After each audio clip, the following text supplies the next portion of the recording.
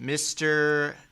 Kevin Stitt getting retweeted or posted about by, one of these anti-abortion groups that have no other plan except to criminalize healthcare in our country. So anyway, he gets on Fox News and says a bunch of crazy stuff. But interestingly, in this clip, he gets asked about it in ways that I don't think he was quite expecting. He gets asked that, I believe the setup was, and we could watch it, but it's so annoying to listen to his answers because they're just, right-wing propaganda. But basically he gets asked, in a state that's like among the worst for women and children due to your high negative statistics, is this good to pass laws banning abortion? And he, and specifically about forcing rape victims, because there's no carve-outs in this for rape or incest, to carry their rapist's baby. And his answer is extremely underwhelming and very dystopian. Basically saying, like, I feel super bad for those folks, but, life is life, and that's, tough luck.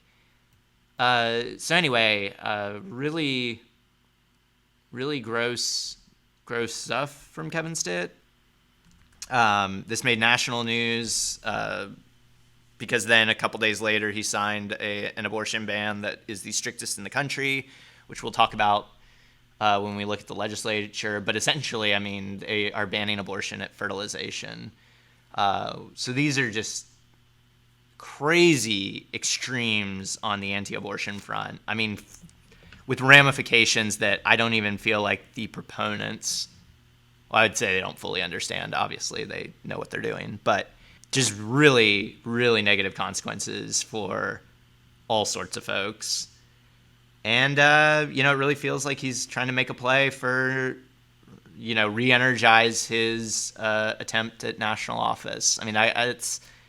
That's all I can think is his motivation on this, even though, of course, the legislature voted to send it to him. So, but really, really grotesque stuff. I don't know. Do we want to watch the clip? Do you think it's worth watching? We can watch it. It's just him on Fox News being asked questions that he doesn't answer. We saw this last week as well, but this is a brand new clip. So I say roll it, because he does talk about, he uses the word compassion, which I think is incredibly poor taste, especially when he's actively talking about taking people's rights away. So yeah. All right, here's the clip. Let's watch it real quick. I represent 4 million Oklahomans. I don't know how much clearer we can be. We believe life begins at conception, and we're going to protect life in Oklahoma. There were 5,000, just in Oklahoma alone, 5,000 unborn children that were killed last year, and we don't believe that in Oklahoma. Other states can do things differently, but we're going to stand for life in the state of Oklahoma. Okay, so let's talk about another law that you've signed, much like in what your neighboring state, Texas, has done, allows for private causes of action for anyone who attempts, completes, or facilitates an abortion. This can be including someone who pays for one after a heartbeat is detected, roughly 6 weeks. We've got brand new Fox News polling on this and how people feel about at that 6-week mark. About 50% say they think at 6 weeks abortion should remain legal. Now, your law, as I understand it, has no exceptions for rape or incest, and the argument is a victim may not know at 6 weeks that she is pregnant. So what do you say to a woman who finds herself in that situation, lives in your state, and feels like she's got no options? Well, first off, super compassionate about that. I have daughters, cannot even imagine what that would be like and that hardship. But you have to choose. That is a human being inside the womb, and we're gonna do everything we can to protect life and love both the mother and the child. And we don't think that killing one to protect another is the right thing to do either. And our heart is super compassionate about that. We want the churches, we want all the services, the state, the nonprofits to come around with adoption services, and that's super, super hard.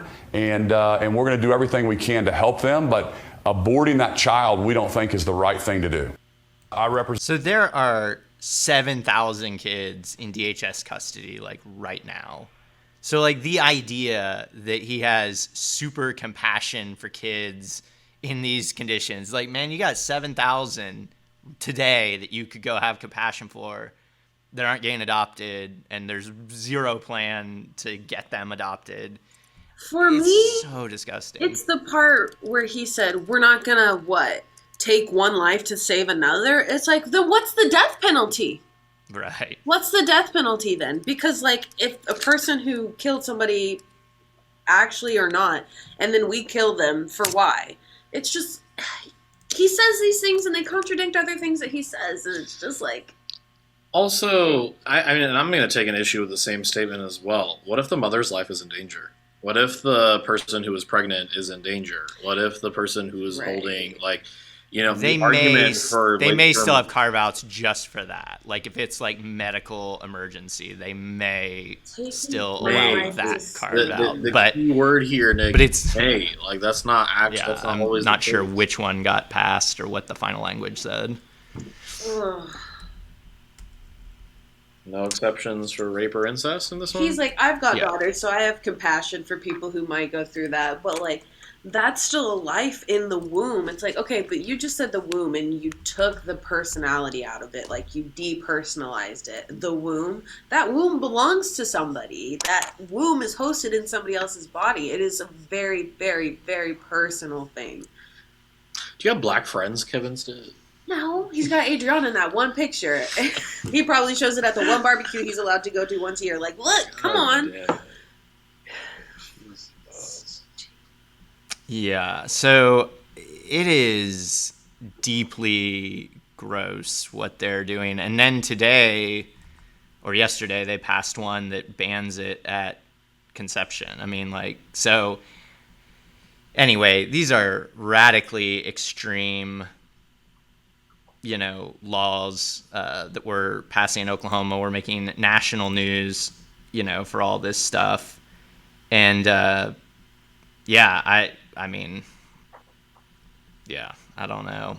Here, I was going to try to pull up the New York Times article, but... Country's stupidest governor. Oh my God, I want to see that poll.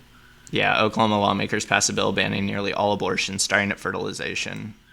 And then that gets extra tricky. So what are we going to do? Outlaw Plan B pills? Because, like, Plan B prevents your egg from being fertilized the day after that, you have sex. So we're getting closer to this very fucked territory of, like, women always have to have babies. Like, you're good for nothing but having babies. And, like... Yeah, this definitely, to me, opens the window. I mean, if that's your logic, to criminalize miscarriage. I mean, that's always been, like, my thing. And I've known people who've had awful miscarriages, like, late term, like, just horribly traumatic. And to think that the state then could possibly risk prosecuting them if there was some underlying cause. I mean, it's they already were doing that. They did that with the woman down in Lawton who had a miscarriage, and then it was found that she also had meth in her system, and I guess maybe the baby's system. And it's like, instead of maybe giving her treatment for whatever issues she was dealing with, they instead threw her in prison for having that miscarriage, and now she's just going to be in prison. So... Wow, we're making international news, apparently. UK, Australia, Japan. I mean, like, so wild. What's that one meme of, like, 0 days since Oklahoma has been a national embarrassment? And it's like, I feel like the last time we were in international news was with the Julius Jones situation. And so, like, we were fighting for this man's life. Yeah. And then Stitt wants to come back and be like, we protect all life in the state of Oklahoma, which is just a straight fucking lie.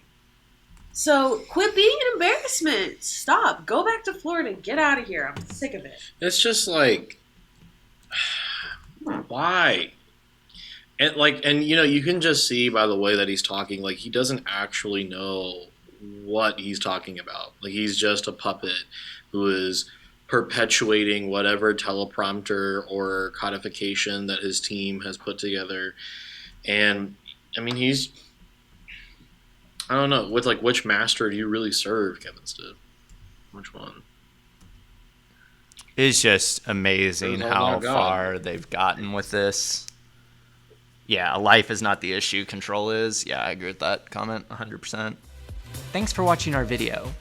Please give it a like and hit that subscribe button for more content. If you want to engage with us, follow us on Facebook, Twitter, Twitch, and Instagram.